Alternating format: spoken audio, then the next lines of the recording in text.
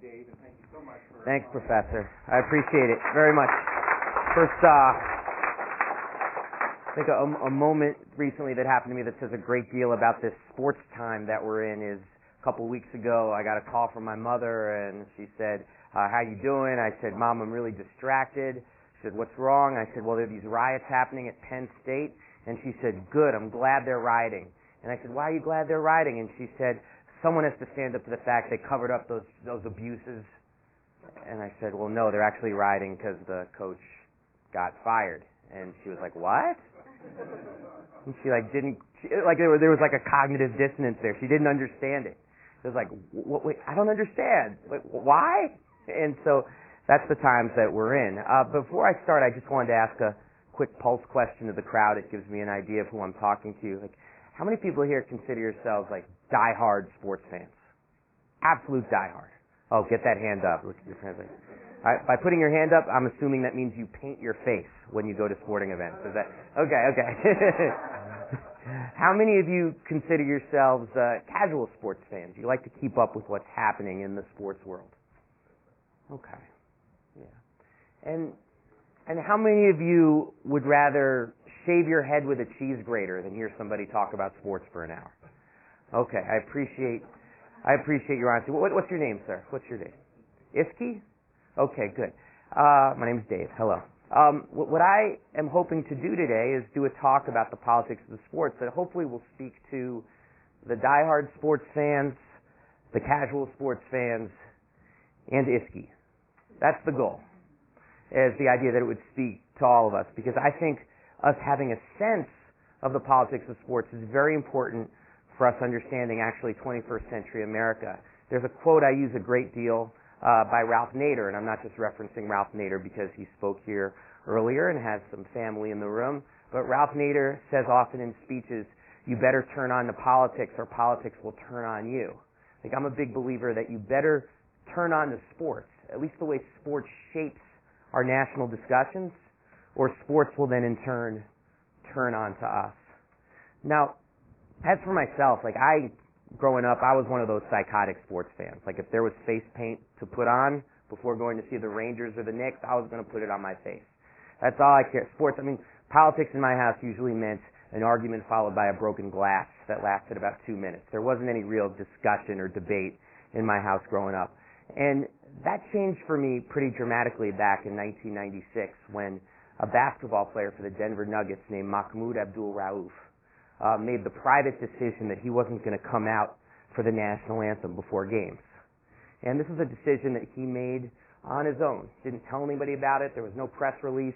He just stayed in the locker room and didn't come out for the national anthem. And a reporter got wind of this after about 2 or 3 games, went back into the locker room and said to him, why aren't you going out for the national anthem?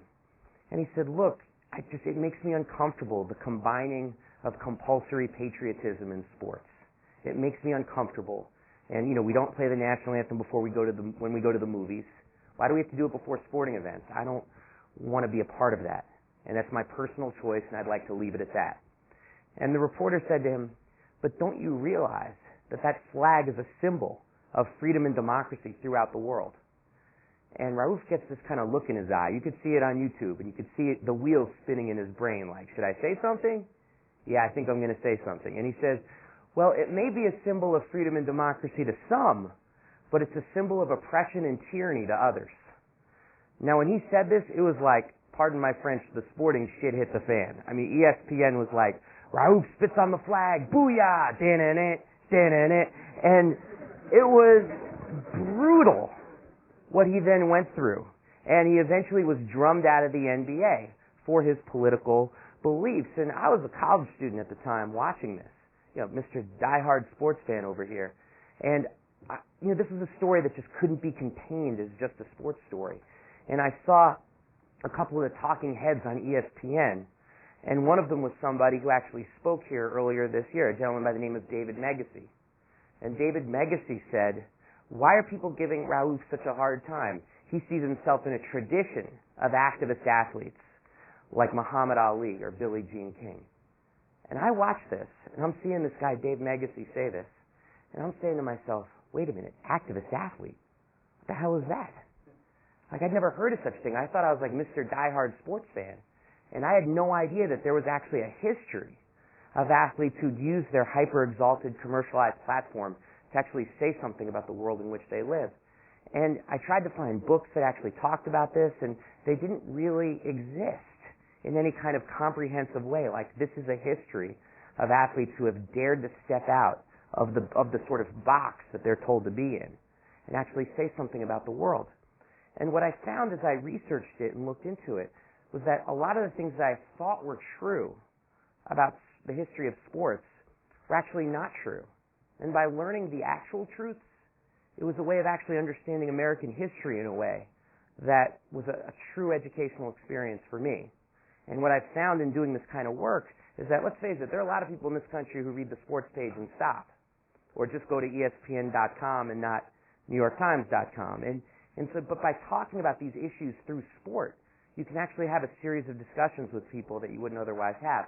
Just going to give one example. Like, I learned that growing up, my father is from Brooklyn, and I was born in Brooklyn, raised in Manhattan. I learned that Jackie Robinson was the first African-American player to play professional baseball. So it was drilled into my head until I fell asleep, and it was like enough already with the Jackie Robinson. But that's what he told me. But then you look into that, and you hear, wow, he was the first one to ever play professional baseball. Well, first of all, what does that say about the Negro Leagues for decades? And that was a form of professional baseball.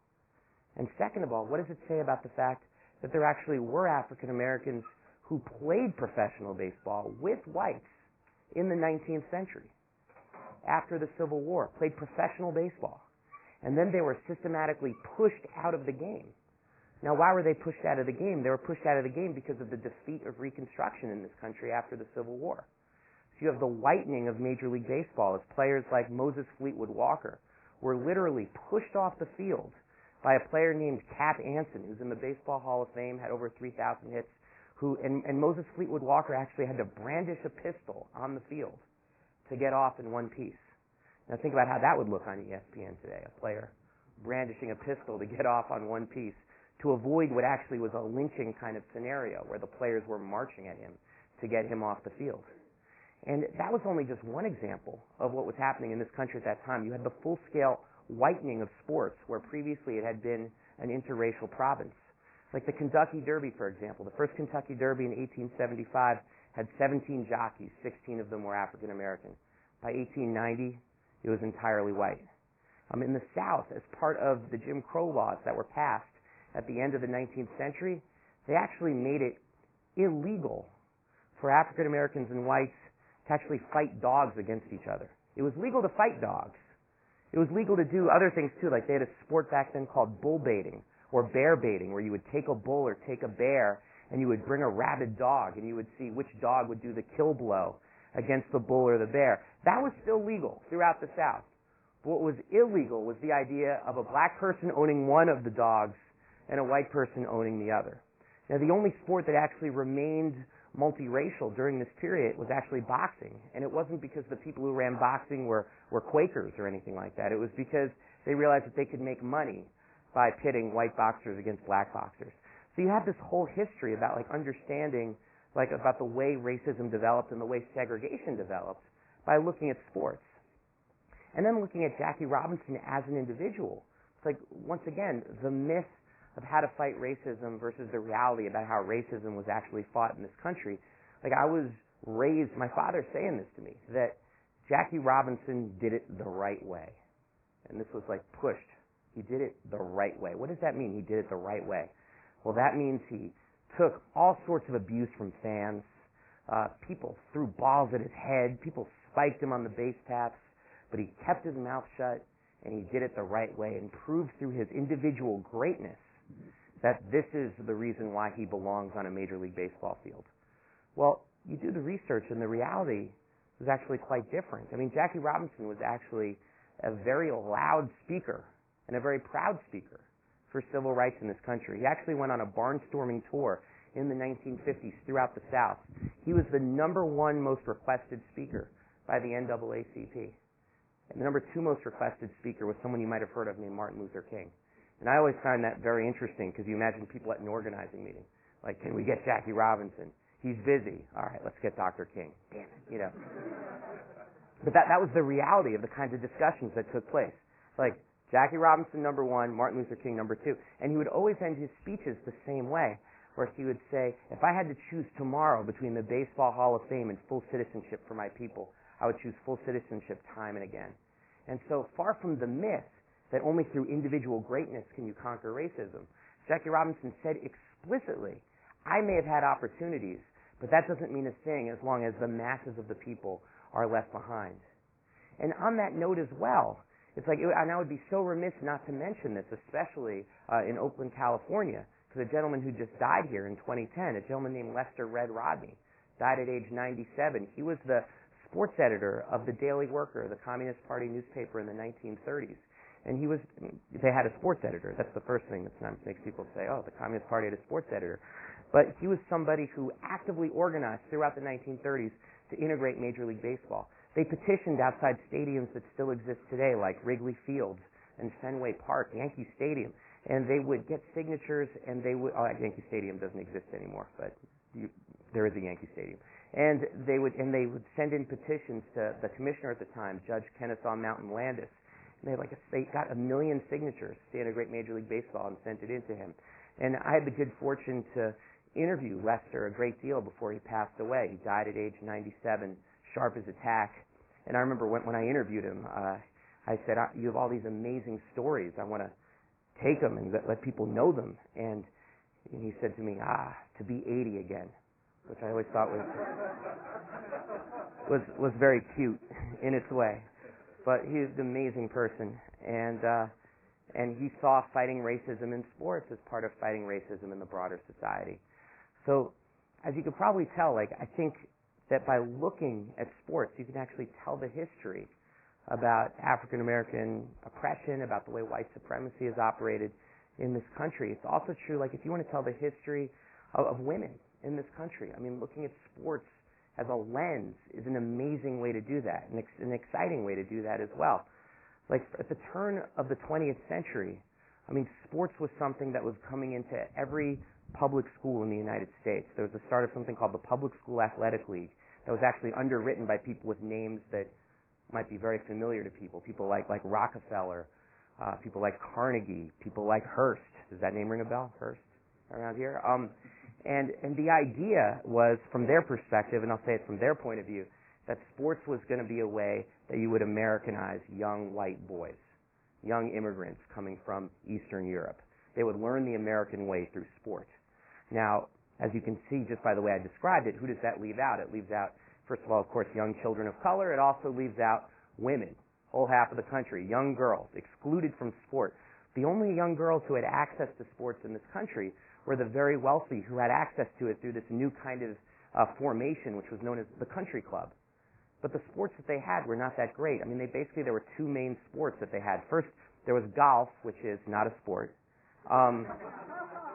No, I believe that strongly. I think anything that you can gain weight or smoke cigarettes while doing is not a sport. The second thing that they had access to was tennis.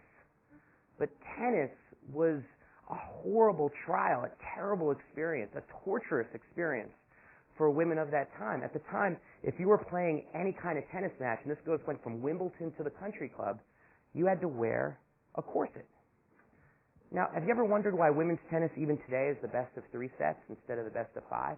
It goes back to this era because they were wearing corsets and they were passing out on the court. And it actually was the best of 5 sets. And the people who ran Wimbledon, they had a real meeting of it. This is real history. They had a meeting about this. And they said, women are passing out during Wimbledon because of the corset. They might die. What are we going to do about this? Should we get rid of the corset? No, let's keep the corset, but let's make it best of 3 sets instead of best of 5. Are we all happy now? Good. Keep the corset. And to this day, it's still best of 3 sets, not best of 5. All because of the corset and the idea of conforming it so women could play in corsets. And this continued to be the case until, I think it was the early 1930s, where a 15-year-old won Wimbledon named Lottie Dodd, and she got a corset exemption. And after she won, she made a heartfelt plea to the organizers at Wimbledon and said the competition would have been so much more invigorating if my opponents had been allowed to breathe. And with those simple words, the corset was no more. But for all women at this time, and women have always played sports, let's be clear about that. I mean, played in an outlaw sense, played if they lived in rural communities, organized games. They played alongside boys. Like the idea of gender segregation in sports is something that is not some natural orders of things, like girls play over here, boys play over here. It was something that was codified and enforced, but it was something that had to be fought for every step of the way when it came to things like sports in universities and in schools and in actual leagues. But the thing that really made the difference, that opened up new vistas and opportunities to women around the country, was a new invention at the turn of the 19th century. Now, sometimes I ask crowds if they can guess what this invention was, and someone always says, well, is it the brassiere? And it's not the brassiere. It's not the bra. That's not what changed sports for women forever. It was actually the bicycle is what changed sports for women forever, because it was the idea of having access to physical exercise and having access to movement. And the most revolutionary thing about a bicycle was that you couldn't ride it if you have on a hoop skirt and a corset. Like, you had to wear clothes that were actually comfortable and non-constricting and not oppressive to your individual character and movement. And a British medical journal, the British equivalent of the Journal of American Medicine, they actually produced an article at this time warning women to not ride bicycles, because they said that they would be susceptible to a medical condition they called the bicycle face, this is true, because there was this insane fear about women being involved in physical activity at all. And so when women started flocking to bicycles in droves and sharing them and using them to a great degree, they said, no, be afraid of the bicycle. Because, first of all, they said if you fall on it wrong, this is a medical journal, they said it could implode your uterus, was one of the things. Now, I'm still waiting for there's got to be a women's punk band called Imploding Uterus. I think that needs to be formed, maybe at Berkeley. If not here, where, really? But also that, like, have you ever had, like, you remember growing up, like, your mom or your dad would say, don't make that face or it'll freeze that way? Like, they literally argued from a medical perspective that your face would freeze from riding a bicycle into, as they called it, a jowly, strained expression with bugging eyes. And it was just all part of this insane fear about women's power. Now, the flip side of that was that Elizabeth Cady Stanton, one of the great suffragettes in this country, she said, when women finally win the right to vote, we're going to go to the polls riding a bicycle. And she said that the invention of the bicycle did as much or more for the cause of women's liberation than any other possible development that you can imagine. So people at the time saw the stakes, and something today we look at as a given. Oh, it's a bicycle, point A to point B.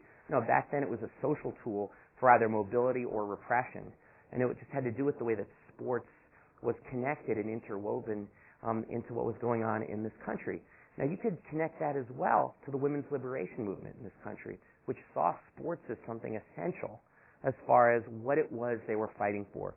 You know, we're fighting for women's health, we're fighting for women's competition, and we're fighting for women to have the right to every opportunity that men have. And that led to what I think is one of the great enduring victories of the whole period of the 60s and 1970s, and that was Title IX legislation in this country, which opened up equal access for women in all public facilities. That's what the law actually says. But it's particularly in the area of sports that it's had its most impact. And the statistics on this alone are just absolutely staggering. Today, roughly 1 out of 3 young girls play sports, some form of organized sports, 1 out of 3. In 1970, that number was 1 out of 34. So you think about that for a second. 1 out of 3, 1 out of 34. And the Women's Sports Foundation, they did a study where they said, like, young girls who play sports are less likely to have eating disorders, less likely to teenage pregnancy, less likely to have young addictions to drugs or alcohol. So you're talking about a reform that's literally improved the quality of life of tens of millions of American women, and it was fought for. And that's part of the history, too, that I think we forget, or that's certainly not taught us, is that if you were a great athlete in the 60s and the 70s, whether you were a man or a woman, it was most likely the case that you were part of this struggle. You go back to that time. The greatest women's tennis player was Billie Jean King, central to the struggle. The greatest men's tennis player, arguably, was Arthur Ashe, central to the struggle. The greatest basketball player in the country was arguably Bill Russell, 11 championships in 13 years. Part of the struggle. The greatest college basketball player, unarguably, was Lou Alcindor, later Kareem Abdul-Jabbar. Part of the struggle. And the greatest period was Muhammad Ali, who was part of the struggle. And it's amazing how forgotten this history is. Recently I was speaking in a city that I don't really want to name. All right, it was Philadelphia. It was unbelievable. I walked into what was called like a radical collective bookshop to do a talk, and I was doing it around this book I wrote called What's My Name, Fool? And the cover of it is Muhammad Ali's face like this, like a big Ali face. It's like the whole cover of the book. And I walked in, and it was like, one of those radical bookshops, radical posters everywhere, radical books. And I said, hey, I'm Dave Zirin. And the guy working the register said, but you're white. And I said, well, yeah, last I checked. And they said, but you're the What's My Name, Fool guy, right? And he pointed to the cover of the book and said, that's you, right? And I said, no, that's Muhammad Ali. I'm not him. And I'm looking around the store, and there are pictures of people like everybody from Malcolm X to Emma Goldman up on the walls. And I'm thinking, my goodness, like this is the most famous draft resistor in the history of time. I mean, this is the person who is the most famous athlete on earth, said, the real enemy of my people is here. And he said, damn the money. I've been told this position could cost me millions of dollars. But I've said it before and I'll say it again. I'll go to jail. So what? We've been in jail for 400 years. And this should be somebody who people who consider themselves part of progressive movement should claim so proudly that this is part of our struggle. It's what Muhammad Ali did. And to not even know, to think I was Muhammad, my God. It just shows, I think it's because the people who run and control sports in this country, like I'm talking about real power, people who control sports. I'm talking about everything from team owners to network owners. They do their damnedest to make sure that this history is either presented in as soft and presentable a way as possible, or the history is completely forgotten and X'd out. And by doing that, what they're able to do is prevent people from actually standing in its tradition and standing in its tradition to actually speak about radical things today, because there is a crying, pressing need right now to have a radical critique of what's going on in the world of sports. And I could make this argument in terms of issues of racism. I come from a town where people root for a team called the Washington Redskins, for goodness sakes. I could make this argument in terms about sexism and lack of access. And there's actually less coverage right now of women's sports than there was 10 years ago, like considerably less, like 80% less now on network television than there was 10 years ago. This is something Michael Messner, who's a California University-based sports sociologist. I believe he's at USC. Actually, he produced this study that shows this, along with another sociologist, Cheryl Cookie. It's an unbelievable number about how it's gone down so dramatically, and the way that the NFL and college football have now overtaken all sports coverage in this country. And there's a crying need for some real discussion and critique about the way sports is used to pump ideas about like patriotism, nationalism, militarism into our lives. And I think nowhere do you see this culture of corruption in sports more dramatically right now than the area of college football and college basketball, and the way revenue-producing sports have taken over our campuses in this country. And I know this is a subject that people at Berkeley know nothing about. So I was kidding. I'm kidding about that. But first of all, I just want to say a couple of things about that before we go to questions and before we have time to have a little bit of a back and forth. Because first of all, like this critique about the role of sports, particularly revenue-producing sports on a college campus, is nothing new. You could go back 100 years, and W.E.B. Du Bois, the great African-American thinker, he wrote a century ago about what he called the corrosive influence of what he called king football on the Yale campus, and his shock that the budget for the football program at Yale was greater than the liberal arts budget. And I really shudder to think what W.E.B. Du Bois would think today if he was alive to see the current setup about how sports operates. And so this critique has been there for a long time about like, why do we have revenue-producing sports on a college campus? Talk to people in other countries, and they're like, well, wait a minute, really? Like the minor leagues for your professional football and basketball teams are your colleges. Like, that makes no sense. Like, the way soccer operates and is actually very profoundly different in terms of how the relationship between universities and the pros. But it's also changed dramatically even in the last 30 years. In the late 1970s, the coach at Ohio State was someone by the name of Woody Hayes, legendary coach, Woody Hayes. Woody Hayes, at his peak, made $42,000 a year. 42 grand. Decent salary in 1977, nothing that's going to make your jaw hit the ground.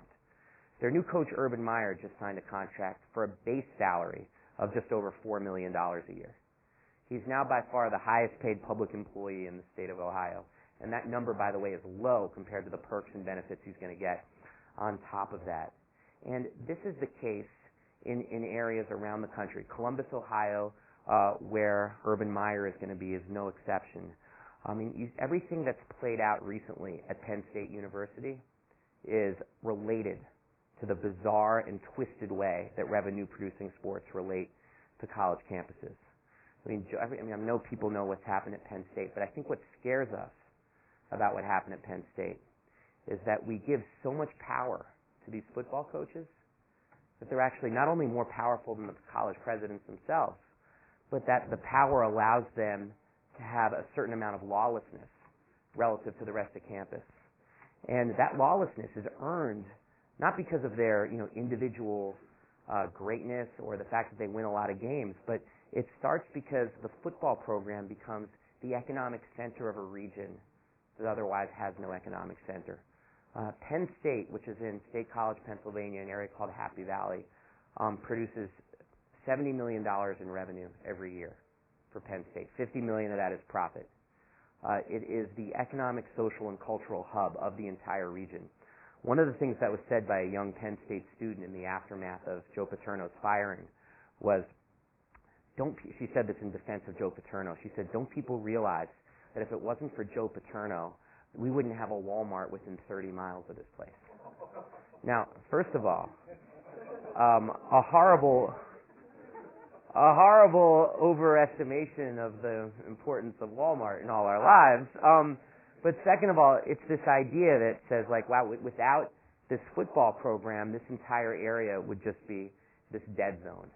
And so then the situation develops out of that where, there's a class on campus named after Joe Paterno. There are multiple buildings named after Joe Paterno. There's a statue, Joe Paterno. Everybody depends on the football program. I talked about the $70 million it brings into the school. One economic estimate, it has $50 million in discretionary income for the community as a whole. And that's everything from people giving up their lawns to park their cars, to little kids selling lemonade on the side, to people just selling literally handcrafts by the side of the road. Because there's no industry anymore in these towns. There used to be actual industry in this country. This country used to make things. It was a manufacturing center. And now it's not making things. So instead, it's everybody like trying to figure out how to stay afloat in the context of a mass service economy. And how do we service the 112,000 people who every Saturday come to Happy Valley to see what's happening at Penn State. And I think why we're recoiling so greatly in the face of what's happened at Penn State is because you see how far an entire community will go to be complicit in keeping the whole situation afloat. And so you hear things like not only about the college president saying, like, burying the idea that there may be serial child rape going on by a longtime assistant at Penn State, but also stories have come out like a kid in high school saying that the assistant coach, Jerry Sandusky, he went to his mom and said, Jerry Sandusky raped me, and she said, let's go to your counselor. And the counselor looking the mother in the face and saying, you are going to destroy the football team if you go forward with this. Looking the mother in the face and saying this. And so people have seen this and what's happened at Penn State, and they understandably recoil. But then the NCAA does something very sneaky, and I think the media does something very sneaky, and that's they make it an issue about Penn State. And then look what's just happened at Syracuse right here. People may have been following what's happened. There's the assistant coach for 34 years at Syracuse University, the basketball program, which is the equivalent of the football program at Penn State in terms of it being not just the social hub, but the actual economic hub of the region.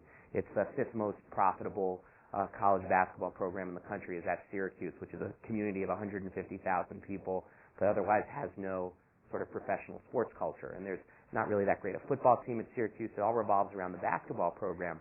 And this guy, Bernie Fine, assistant for 34 years, has been accused by 3 different people now of being a pedophile. Now, he's going to have his day in court. It's a little different from the Sandusky case in terms of the amount of evidence that's been piled against him. And so, we don't know if he's innocent or guilty, what have you. But here's what we do know for a stone-cold fact, and this is what's so scary about it. This young man went to the police department at Syracuse, a young man named Bobby Davis, who was a ball boy at Syracuse in the 1980s. Went to the chief of police in 2002. Said, "Chief, I was molested by Bernie Fine." The chief of the police played for Syracuse from 1972 to 1974. Kept no records of the meeting whatsoever. Said, "Well, when did he molest you?" Mid-1980s. "Statute of limitations have run out. I'm sorry, we can't help you." "But he might be doing this to other kids. I'm sorry, we can't help you." No records were even kept of their conversation. It's only known that they met and he told him about it. As of this week, the Syracuse Police Department announced that from now on, as a departmental policy, they would be keeping records of anyone who comes in and accuses somebody of pedophilia or child molestation. That's a new policy now. It's a new day in the Syracuse Police Department. It's unbelievable to me. So then, what does Bobby Davis do? He goes to the school and says, "The coach there, he molested me." They said, "We're going to do an internal investigation." They did an internal investigation. They said, "We came up with nothing. We're sorry." The results of that investigation remained sealed under lock and key until this past week, where it was turned over to the new police chief and the local police for years. So this is all fact. This isn't court of law stuff. This is all a fact of what's gone down. And then ESPN. He went to ESPN and said, "I have a tape of talking to Bernie Fine's wife where she basically admits and says, yeah, this guy, my husband has a problem, he's doing this, all this stuff." And ESPN looked at this tape and said, "Well, gee, the police say the statute of limitations have run out, so we can't do anything with this." ESPN, long-standing, highly fruitful connections with the Big East Basketball Conference, Syracuse University. And then there's the uncomfortable fact that, this is a little bit of an exaggeration, but it seems like almost every single person at ESPN actually went to Syracuse. There's a joke. Someone at ESPN emailed me about this and said, over here in Bristol, Connecticut, that's where the headquarters are, we call it the Syracuse Mafia, is how they put it. And it's like you're either a Syracuse person or you're not, is how it divides out. And it is true that Syracuse has the most prolific, unarguably most prolific sports journalism department in the United States. But it's like, look at what it's produced. So it's like, so we don't know, a court will decide whether Bernie Fine is innocent or guilty, but what we do know as far as who's guilty right now is that people in power in Syracuse, time and time again, when they had to make a decision on the basis of what's more important, possibly stopping a serial child molester or protecting the interests of the basketball program, they sided with the basketball program every single time. And I think that this culture of amoral corruption is rooted in the very, very heart of how the NCAA as an institution operates, and that they operate this mass, multi-billion-dollar operation on the basis of unpaid labor on campuses, and on the basis of trying to figure out how football programs can be like this economic buoy for colleges that are suffering from budget cuts. And the results of that, I think, have been disastrous for higher education in this country. One, because it creates incredible cultures of corruption, because the students themselves, the football players, the basketball players, they think, why should I have any code of conduct? I'm getting screwed over left and right, so who are they to tell me how I should behave or how I should operate? That's one of the problems. But the second problem with that, which is even worse, is that you have colleges, and this happened right here at Berkeley. They have colleges putting hundreds of millions of dollars into football stadium renovations and the like, and saying, look, this could be our ticket out of economic crisis. Yet there's a problem with that. It does work a fraction of the time with some schools, but the overwhelming majority of schools, of the 119 College Bowl eligible schools in the United States, the overwhelming majority of them, I'm talking over 70%, the college football program sucks money out of the school and actually craters the economy of the school. I live 10 minutes away from the University of Maryland, an otherwise fine institution. They went all in on their football program. They said, we're worried about this era of tightening budgets. We're putting all our chips in the middle of the table. We're going to get a hot new football coach. We're going to add luxury boxes, millions of dollars. We're going to excite the boosters, fill the stadium. Everybody's going to get paid. One little problem. Team went 2-10. So then what happens when you go 2-10? What happens when you go 2-10 and you're paying the old football coach, who, by the way, last year went 9-4 and won the conference coach of the year, but he was old. They're paying him $2 million this year to not coach. And what's happening now is they're cutting 8 different sports programs. And they're patting themselves on the back about the fact that 4 of the sports programs are for boys and 4 for girls. So we're Title IX compliant. Aren't we equal opportunity budget cutters at the University of Maryland? And it's created a situation now, and this to me is an absolute embarrassment. Like, I know the track and field coach at the University of Maryland. He's an awesome guy, politically progressive, brilliant track and field coach. He's going to be one of the Olympic track and field coaches for the United States in 2012. The team's about to disappear. So one of the U.S. track and field coaches is not going to have a team to coach. Why? Because the University of Maryland went all in on football, and it crushed the larger department.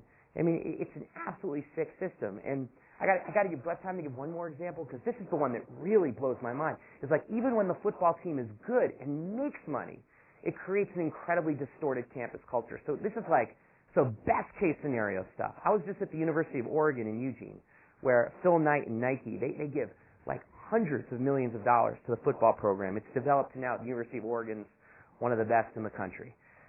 But there's a situation now on campus where if you're on the football team, my goodness, the facilities that you have are luxuriant. I mean, if anyone's ever been to the Bellagio in Las Vegas, that's what the facilities look like. I mean, it looks like you're on the Vegas Strip. And yet, in the broader school, they had to put, professors had to take 6 unpaid furlough days this year just to make up a budget deficit. Like, the school for the rest of the students is falling apart. And yet, the football team, they have a new academic center where they get extra help on their studies. It's this 3-story academic center. I mean, the place, I'm serious. It puts the Golden Nugget to shame, this 3-story building. I mean, it's the most beautiful building you've ever seen in your life. It's where they get extra help, they get tutoring. Professors are not allowed above the first floor. This is true. And they've imposed this rule. You have to, really? Oh. Crappier building. Well, this building, wow. I mean, they won't let them above the first floor because they said it impedes the ability to get the kind of like low pressure environment for tutoring that the football team needs. Now I got to say, like, I walked in there, and the first thing you notice about it is like you have these 2 rows of people like manning phones and whatnot, and they're like women and men. They all look like Italian models wearing these skin-tight black outfits. I'm not joking around here, with big purple Nike swooshes across their chests. And I walk in there and I'm like, this is the weirdest freaking thing I've ever seen. I've walked into the Matrix. And the person I'm with, who's sort of giving me like this surreptitious tour of it, he says to me, you got to go use the bathroom. And I said, well, I don't have to use the bathroom. What are you talking about? He goes, no, trust me. Go to the bathroom. So I say, okay, I'll go to the bathroom. Fine. I walk into the bathroom. My God, the bathroom is nicer than my house. I would live in this bathroom. It's all black inlaid marble. It's the most incredible bathroom I've ever seen. And so I'm in the bathroom, so I just wash my hands. I'm like, this is crazy. And I look in the mirror, and I look behind me, and there's a woman's face carved into the wall behind me, with incredible artistic care. I'm like, there's a woman's face behind me. What the hell is that? So I walk out of the bathroom. I say, why is there a woman's face carved in the bathroom? And the person says to me, well, that's Madeline Knight. It's a picture of Madeline Knight. And I'm like, well, that's weird. She says, you want to hear something weirder? You go in the women's bathroom, it's still Knight's face. And I'm just like, oh, that's gross. That's really gross. And so it's like you think about things like, the Latin phrases that grace the halls of universities and all these august claims about honor and study and fidelity. And in the middle of it, you have Vegas. And in the middle of it, it's all done to justify these ridiculous budgetary priorities. and to justify, I would argue, the fact that the NCAA as an institution is amoral and rotten to its very core. And I think this would be the last thing I would say, because sometimes people say, well, you're long on complaints, where are your solutions? Like, to me, the solutions are very, very basic. I mean, it starts, first of all, the NFL is a multi-billion-dollar business. Its earnings in 10 years are expected to be as much as $20 billion a year. They can fund their own minor league. So young people in high schools who all they want to do is play football, they can do that. That's the first thing. Let them fund their own minor leagues. The NBA, too. Let them fund their own minor leagues. That's the first thing. The second thing is when we talk about college football players, like, you can't have any system that makes any sense unless the people who are actually producing these amazing revenues get some piece of that, or some sense that that is theirs as well. I mean, think about it in the most basic sense. Duke University, their coach Mike Krzyzewski gets $2.5 million a year from Nike. He wears no Nike products. So players running up and down the court wear Nike products. And so the idea, I mean, and I'm not, any wizard at saying how this would work, whether it would be a stipend or whether it would be money waiting for them when they graduate, whether it would be money that would allow them to go on to higher education after they graduate. But a very basic thing is, a lot of people don't know this, these scholarships that athletes have, they're renewed on an annual basis. You don't get a 4-year ride. People go, oh, you get that 4-year ride. That's bullshit. You get a 1-year ride, and you could be class president with a 4.0. If you're not fitting the coach's scheme, you're out of there. So that needs to be changed as well. And then the last thing is, I think you have to abolish the NCAA. I mean, burn it to the ground as an institution. The president of the NCAA is a guy named Mark Emmert. He makes $2 million a year. He has 14 vice presidents. They each make at least $400,000 a year. And this is the body that's in charge of enforcement when they are making incredible amounts of money on the basis of a culture of corruption. And that's why you keep having these scandals over and over and over the place. And a place like Penn State, where they would brag all the time, we're one of only 2 schools in history to never be subject to an NCAA investigation. It's like, okay, well, that's done now. And it's done for the reason that they felt like that they could do whatever they want to protect their program because of the money it produces. So it's a microcosm of the NCAA as a whole. And what's scary about it is that you see how deep the culture of corruption could actually go. Like, it's one thing at Ohio State for us to go, oh, my goodness, players are trading their championship rings for free haircuts and tattoos. This is terrible. But then it's another thing. It's like, wow, they're covering up a serial child rapist to protect the school because they want to protect the money that flows from the football program. It's absolutely sick. And what makes me particularly mad about it is that I consider myself a sports fan, a huge sports fan, but I hate the way sports is used in our society. So I think the object lesson is that, and what history teaches us, is that we can't be rejecting sports. We actually have to fight to reclaim it. We should reclaim sports, not reject it. And we have like some serious enemies on our hand in the battle to reclaim sports. But it's a fight worth waging because people are going to love sports whether we talk about it or not or do anything about it or not. But the fight for sports to actually be a universe of morality and justice is a fight worth waging. So I guess that's it from me. Thank you very much. I appreciate it. And I'm sorry I went a little over time, Professor.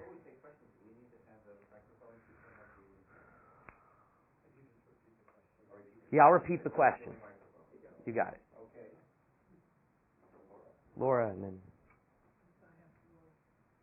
Last night I saw a film on the drug wars in Mexico, Baja California, and people were afraid to speak out because they get killed. Mm-hmm. What is the glue, the comparative glue here? Why are people so afraid to speak out? And how often in our history have you had a period like right now, where it's so bad and it's on the surface and people are beginning to speak out and so on?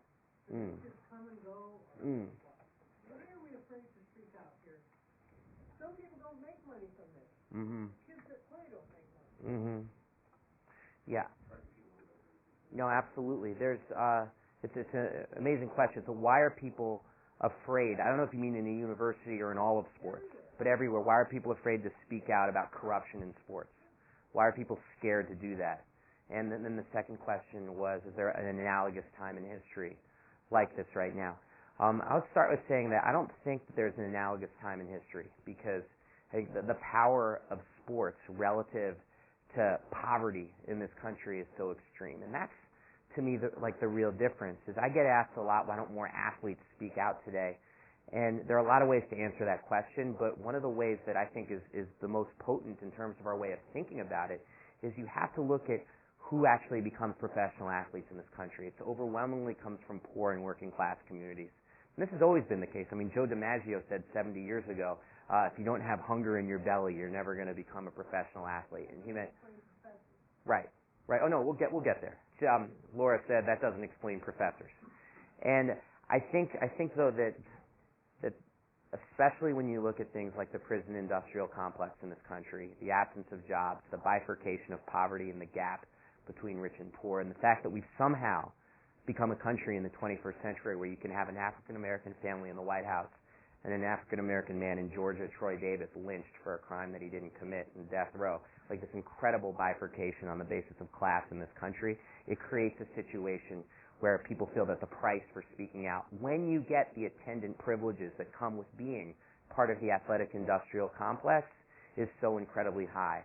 And so I always said this, I think it's contingent on us to build social movements, the kinds of which that would actually inspire people to speak out and say something. Now, I only know the professors that I speak to, and the ones who I do speak to, I don't feel like I have a broad panorama of it. But I spoke to some professors at Oregon, for example, and there is a real social pressure to not speak out. And they speak about, often there's a guy named Murray Sperber who wrote a book called Bread and Circuses. You're nodding your head. You know Murray Sperber? Oh, wow. I was really impressed. She was like, yeah, Murray Sperber. I was like, damn. Okay. And but Murray Sperber wrote Bread and Circuses, and he was like a thorn in the side of Bobby Knight at the University of Indiana, and he went through hell doing that. I mean, there is a real pressure that reflects the values of institutions where, and you see, like I said, at Penn State, you see actually how low the basement goes in terms of everybody's moral compass just becoming crushed. But when the coach is the most powerful person on campus, like I wrote about it in this column, I said, Coach is Sun King. Like remember Louis XIV who said, l'état c'est moi, the state is me. But like the coach who says, the school is me. And therefore, anything bad, that's where Bobby Knight got to. That's where Jim Boeheim, Joe Paterno. It's like this idea that I am the school. So anything that's bad for me is by definition bad for the school. And that, I think, culturally is something that one has to be very politically conscious to break from and be critical of. And I think so. That's what it gets to me, is like having college professors who have the critical distance of it to actually speak out and feel empowered to speak out, that their jobs wouldn't be threatened for doing so. And the gentleman there, I know, had his hand up, and then, yeah. Harry Edwards was here on Wednesday. He said he does not think you're ever going to get college football out of universities. It's going to stay as part of that system. And we need to start thinking of paying the college football players for participating. You said something different. You said we should get, if I understood you right, we've got to get these farm systems out of colleges, and then we should start paying the young people for participating.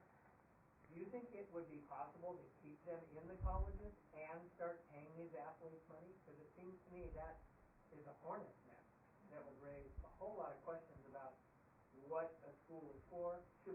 If we pay these students, should we pay other students, and all that? But it's interesting when you think about it, because it's so the question. Let me repeat the question: is what it really comes down to is, would you be opening up a horrible Pandora's box if you started actually paying college athletes on campuses? There are a couple of ways to look at this. The first is that it hasn't always been this way. There actually was a time in this country, I mean, you got to go back about 50 years, where if you played a college sport, you got a stipend for doing so, out of recognition for the time that you were taking to play it. So it's not without historical precedent, is the first thing I'd say. The second thing is that you have students all across your campus doing work study. And I'm a believer that it's not just about revenue-producing sports. I think anybody who plays a sport, I mean, you are devoting a significant amount of your time to doing something that actually benefits the general culture of the school. I mean, when schools send out brochures to to boosters and to alumni about giving money to the school, and they're highlighting all the sports programs and the participation, you are part of actually producing revenue for the school. And so I think everybody, if you play a sport, it should be the equivalent of your work study. And so you get some stipend for the time that you put into it. Now, to me, it's less about, like a living wage or making sure, or anything like that, and it's more about you can't have any sort of moral culture of enforcement as long as you have an amoral underpinning where you produce this revenue for the school and don't see anything for it. So there's no basis then for any sort of punitive structure if the fundamental basis of it is so incredibly unfair and unjust. And I think it's possible to have both, and I think it would be good if you had both. So people whose focus is just on, I want to play professional sports, and they're good enough to do so, they have a way to do it. And there's an access for them to do it. And frankly, I just think it's just brutally exploitative of the NFL to subcontract this onto our colleges. I think it's an obscenity that just on that basic level and alone should be taken care of. And I don't think it would make the current problems that we see any worse, because frankly, from where we're standing right now, it's hard to imagine how it could get worse. Although every day when you open the papers, you see that it actually does go lower at that point. Yeah. Reiterate that the revenue comes in, but the expenses in general exceed the revenue for most almost all programs. Over 70% of the programs. Something like 7 out of 119 actually turn a profit. It's that extreme. And so keep in mind that most universities hit the net financial loss in that sense. We really need to keep that. I think I wanted to. Please go ahead. I have a really quick question. You focused on what's going on in the United States. Mm-hmm. Is there something comparable going on in our peer countries in Western Europe, for instance? I mean, we've got outstanding universities in the UK and in France and in many other countries, Japan. Do they have to resort to this type of economic mechanism, and how can we learn from what they're doing? So. It's like peer countries, Western Europe, how does sports operate? Bye, Laura. Peer countries, how does sports operate there? I mean, the United States really does stand alone in terms of seeing college football and college basketball as these minor leagues for the professional level. And it's not to say that there isn't like a brutal system, for example, in English Premier League soccer, where they tag kids before they're sometimes even 10 years old and get them into a pipeline where eventually they'll come out the other end and play professional soccer. I mean, so it's not like there's a Shangri-La or a utopia anywhere, but it just seems like there's a direct contradiction between what the mission of a university should be and then the mission of the NFL and the NBA. These are just different missions, and the way that we've merged them in such a way, to me, is the root cause of a lot of these problems that we're dealing with, particularly on the college campus. And I think there's time for one more question, please. There's a lot of argument that there's a general sort of degradation in undergraduate education. What kind of relationship do you see between this freight train of sports that's moving through American colleges, universities? What relationship do you see this and the academic development? Can you rephrase the question? Do you see a relationship between, or how does this big emphasis now in sports in universities, how do you see it affecting the academic side of the university? Yeah, I do. I mean, I think that when you get to an extreme like Penn State, I don't think it's much of an exaggeration to say Penn State became a football program where people happen to go to class. And that's a pretty ugly inversion, especially given the thousands and thousands of students who go into debt to go there. But when everything culturally, socially, politically, and even economically gets sublimated to this one program, then I think it profoundly distorts the educational mission in play, and it distorts what it is students get in their heads as far as what they're there to do, and particularly it distorts people's ideas of like just basic notions of morality and fair play. I mean, and it's not just the schools we've mentioned. I mean, you could tell the story about Notre Dame, which is in South Bend, Indiana, which used to be a textile community where there was a small private college that played great college football. That was the Notre Dame story 80 years ago. There's no more textile industry in South Bend, Indiana. And everybody in South Bend, in some way, shape, or form, makes their living on the basis of how the football program does, because they make their living from the university. And so it's the nucleus of this broader, it's like concentric circles that starts with the football program. And so when a young woman last year, her last name was Seberg, I believe her first name was Lizzie Seberg, she committed suicide last year on campus after she said she was raped by somebody on the football team. And she went to the campus, and she went to the police, and she was effectively told at each step of the way that you're hurting the team by coming forward. And then the amount, Laura asked about professors, like the peer pressure then among her peer group and her dorm became very intense, to the point of which where a friend of hers convinced her to stencil the Notre Dame Fighting Irish symbol on her face and go to games and cheer so people would know there were no hard feelings about her going to the police about being raped. And then she killed herself.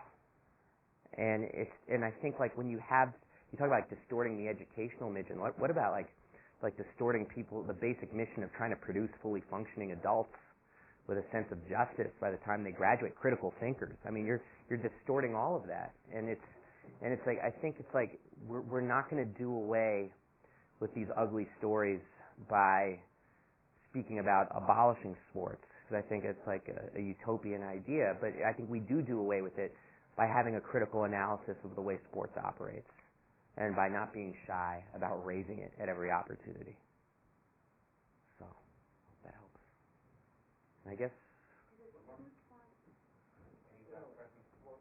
Yeah, we'll got you.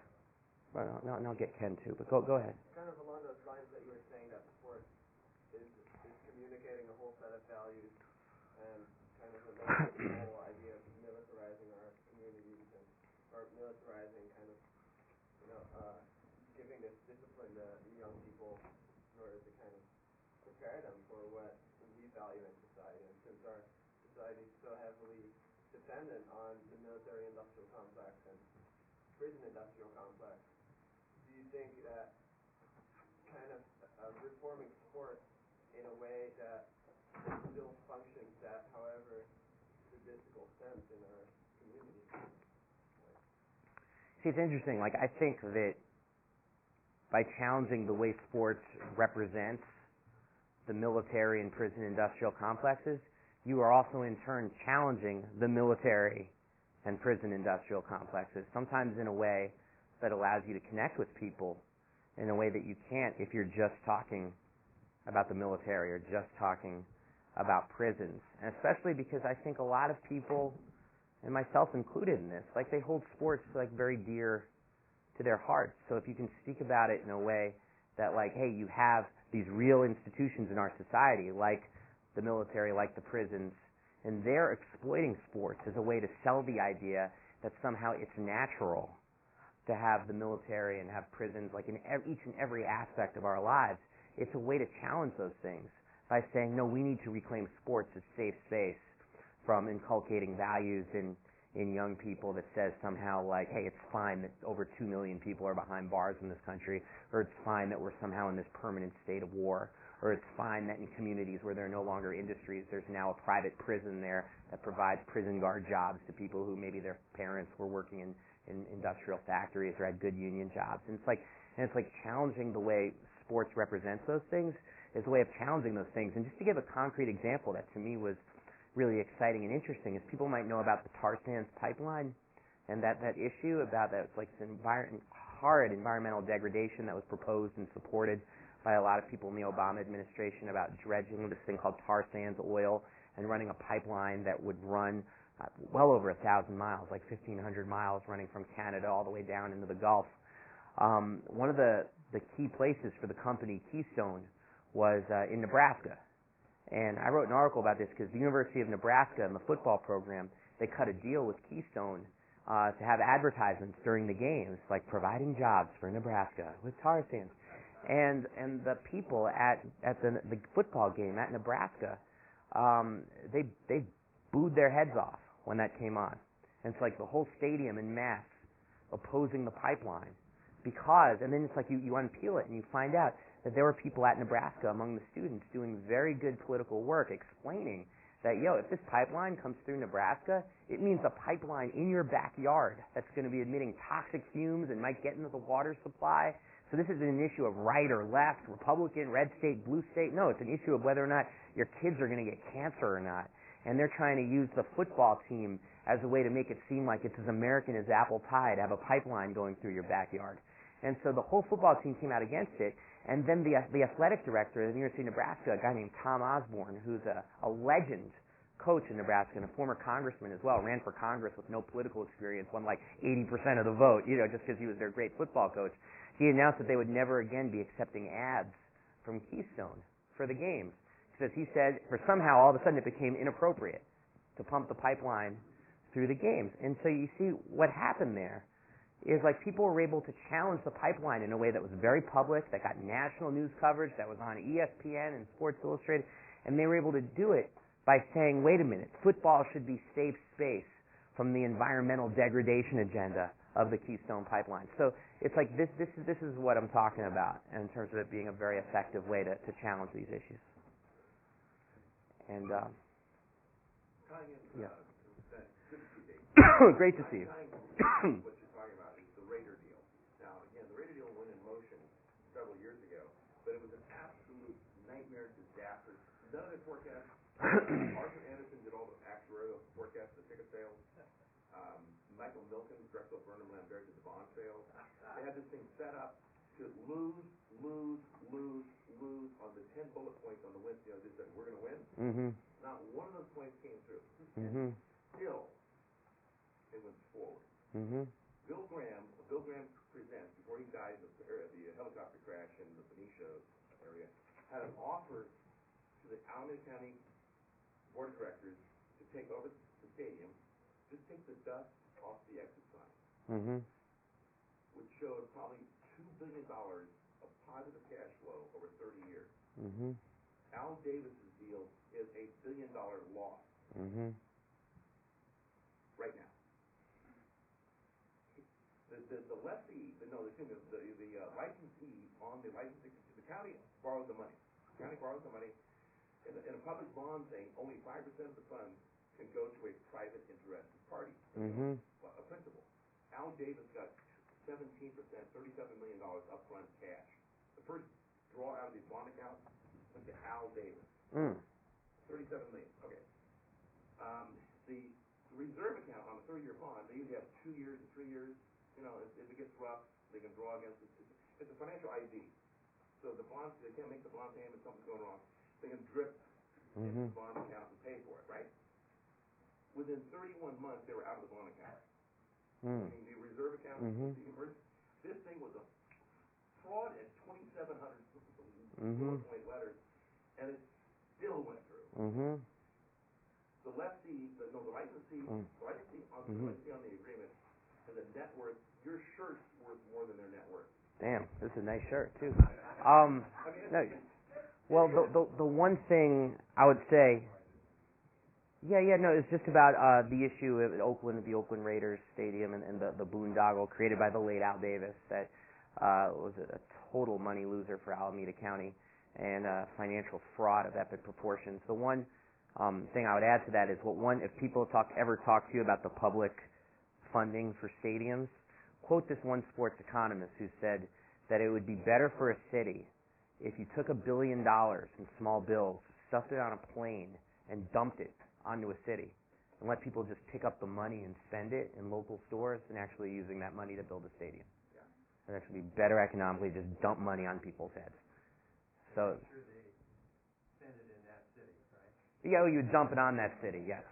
And in our magic world, they would all say, no. This is a very last question. Very last question. Yeah, you're always talking about sports here, but to me it's I know. not really about sports. It's about entertainment, because only the very small fraction of the people involved actually play sports. Mm-hmm. Unless, of course, you call the Roman gladiators also being sports people. Mm. No. That's really what drives it. It's really not sports. It's entertainment. Yeah. If you look at the stats side, maybe you get a little bit better understanding. But it's not, though, but I would just say, is sports just, are we all really talking about as entertainment? Are we just talking about bread and circuses, I suppose? Are we just talking about distraction? The one thing, though, that makes sports more interesting to me, like modern 21st century, 20th century American sports, is the Kardashians are entertainment. I mean, they're a diversion. You look at them, and you're just like, wow, okay, that was a half an hour of my life. Great.